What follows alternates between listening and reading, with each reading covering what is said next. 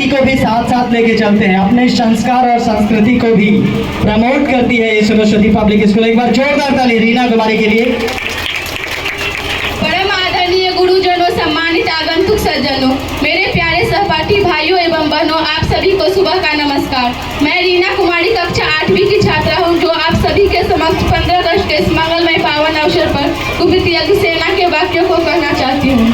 हे भीष्म पितामह कुछ बोलो, हे भीष्म पितामह कुछ बोलो, कुलवधू है तुम्हें पुकार रही। दुर्योधन जो व्यवहार किया ये तुम सबको क्या लगा सही? मेरा केस पकड़ कर लाया है करता दुशासन दुर्व्यवहार। आर्यों की सब माताओं ने क्या नहीं दिया कोई संस्कार? मैंने तो दाव नहीं खेला 64 की शाही क्रीड़ा में, है दोस्त नहीं जब कहीं मेरा तो क्यों मैं ऐसी पीड़ा में। संपत्ति ना मैं किसी राजा की, संपत्ति ना मैं किसी राजा की, जो हारे मुझको खेल जुआ। दादा तुम तो नीति प्रिय हो, तब तुम क्यों लाचार हुआ? जब गंगा सूत्र कुछ कह न सका, कृष्ण ने राजा से पूछा।